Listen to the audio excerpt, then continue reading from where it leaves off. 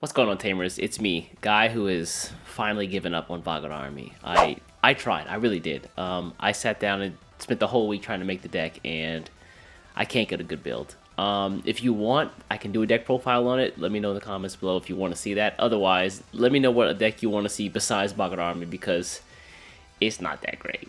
Anyway, BT12 is out. It's been out for a week now, and we finally had some tournament results in, and man, are they good. The meta right now over here in Japan is seeing a really healthy mix of a lot of the old decks, as well as a lot of the new decks that got released in BT12, like Hunters, Digimon, as well as the Red Hybrid, as well as a lot of new support for older decks that have just allowed them to be beefed up and be relevant again in the BT12 meta. I will say that if you're a red player or a player who... been in Japan too long. I will say that if you are a red player or someone who likes to primarily play red decks, you're going to be eating good in BT12 because there's a lot to be excited about. Anyway, let's take a look at some of the tournament results, some key takeaways, as well as some of the decks that have topped over the course of the past week. So if we take a look at the results from the past week here, you can see that Black Greymon X from the get-go is not the strongest deck in the meta.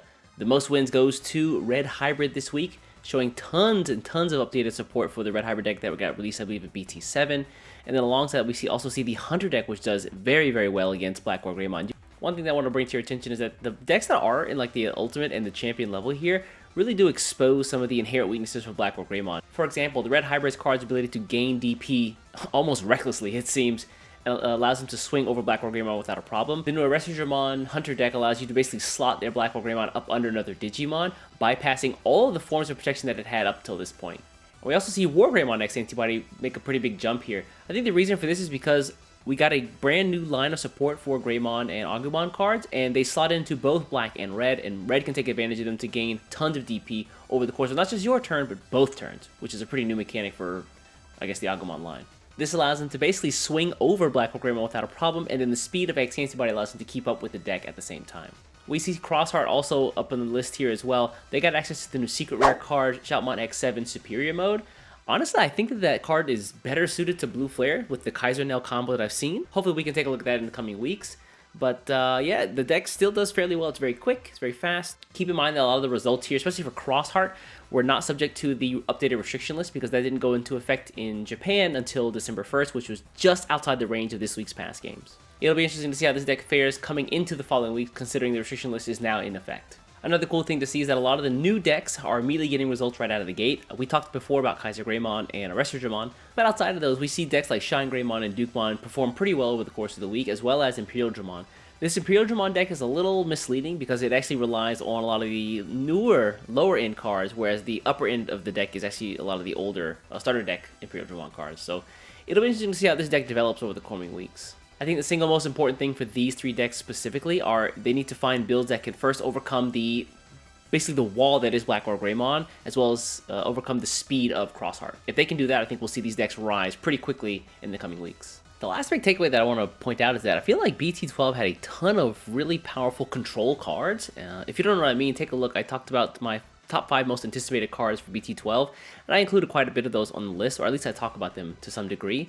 So take a look at that if you want to know more about what those cards are. But I digress. I felt like going into this meta, just like looking at the cards coming out, that we were going to see things slow down quite a bit, but that's actually not the case at all. The upper end of the decks are all quite fast and aggressive. Red Hybrid, Black Greymon has the speed of X Antibody. The Arrested Hunter deck is incredibly quick, although they do typically run a couple copies of Quartzmon. I guess if things go awry, but typically you're going to be finishing the game with Superior Mode Arrested there. And then yeah, like Crossheart's fast, War Greymon X Antibody, and then all of the control decks are like way at the bottom, so not a ton of actual wins over the course of the week for control decks. Mastamon's there, we see Examon, D-Reaper's there, as well as Machine Dramon using the new Chaos Dramon X Antibody card. But yeah, most of these decks are actually quite aggressive. We even see things like Vmon Armor Rush start to take wins again, as well as just aggro purple decks. Like, yeah. I will say that with not only just Digimon, but any game across any genre, we typically see offense develop faster than defense. So I expect within these coming weeks for the control decks to actually start to pop up, and I think that if there's a case to be made for any of them, it's definitely going to be Bloomlord. Bloomlord Hydramon also gains access to Quartzmon, which is pretty terrifying to be honest. Basically allowing you to rest everything and then freeze the board in place. So I will say that if there's one control deck that I am keeping my eye on, it's definitely going to be Bloomlord Hydramon with the addition of like 1 or 2 Quartzmons on the top end. So let's take a look at a couple of decks. The first one I want to highlight here is going to be the Red Hybrid deck that's got a ton of support in BT12, And you'll notice right off the bat that the deck is mostly focused on level 3s, level 4s, and Tamers. Whereas there's actually not a ton of level 5s here, only 4 level 5s, and the old Aldemon being shown off here.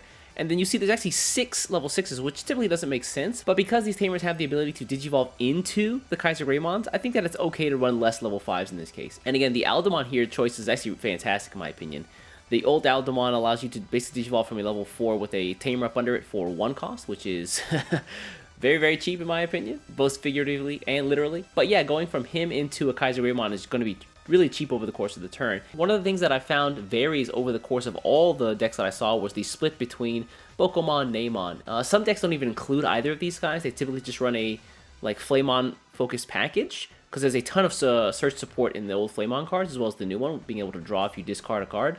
But I like the idea of the Neimon just because it allows you to recycle your Tamers very, very quickly, and because this deck typically runs a few less Tamers, I think, than we did in BT7, it's going to be harder to get them out, in my opinion. So recycling them with the Neimon is going to be pretty cool. Also, it can't be overstated that Blasphemous is like a fantastic option card. 1 cost, plus 3000 DP, plus 1 security attack, on top of Red Hybrid, which typically gets its own security attacks as well, is pretty busted. Another deck that I want to look at that topped a lot over the course of the past week is going to be War Greymon X Antibody. So there were a ton of buffs to this deck in the form of the new support from BT12 for the Agumon and Greymon line. You can see the 4 copies of the BT12 Agumon here, that's black-red, as well as the Greymon and the Metal Greymon from this set. Now, all these cards basically allow you to search out and find Tide Tamers. You'll notice that this deck only runs Tide Tamers, and it also includes 3 copies of the new Tide Tamer, which buffs your Digimon for an entire turn and gives them blocker. It allows a really offense-oriented deck to have a little bit of flexibility in defense if they need to. And with the new cards here of Greymon and Metal Greymon, you can basically play these Tide Tamers for free if you have them in hand when you re-Digivolve into these guys. And then finally, just the overall buffs to this deck have been incredible as far as gaining DP, not only on your turn, but on your opponent's turn. The War Greymon here allows you to attack the strongest Digimon on your opponent's side of the board with a new raid ability. It gains DP as well, plus the DP incances from the Agumon and the Greymon here. Gives you plus 1000 on both turns, plus the Tide Tamer here gives you another 1000, plus the X Antibody cards pretty much do similar effects there. And like the old Agumon promo card here, which unfortunately not available outside of Japan, has made the deck insane. Like, I think that there's no Digimon you can't swing over on your own turn. And in a lot of cases, on your opponent's turn, they might not be able to swing over your Digimon either. And the fact that you have blocker from the new Tide Tamer makes the deck all the more lethal. And the final deck that I want to show off that it twopped over the past week, yeah. And the final deck that I want to show off that topped over the course of the past week is Digimon. Again, tons of new support from the BT12 cards here. You see the 4 copies of the new Guillemon. You see the 4 copies of the new Growlmon, as well as the new Megalo Growlmon as well, and the new Digimon. The new Digimon is a fantastic card, basically allowing you to just pop an opponent's or discard an opponent's security whenever you attack. And the new Takato Tamer here is absolutely going to be the star of the deck. Being able to start every single turn with 3 memory makes this deck way more consistent.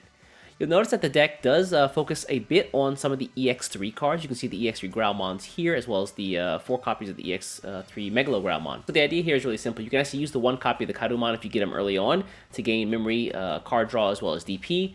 And then later on in the game, you can sacrifice him whenever you have something like a Digimon out that has the Growlmon from EX3 up under him. You can sacrifice the Kadumon and then gain security attack +1. If memory serves me correctly, I believe this deck became kind of like a sleeper pick for the EX3 series, because typically in EX3, you wanted to play a ton of Digimon on board, and Digimon takes advantage of that by being able to destroy them and then gain a ton of effects off of destroying Digimon. Unlike previous sets, though, where whenever your Digimon was destroyed, you kind of just had to start back over at square one.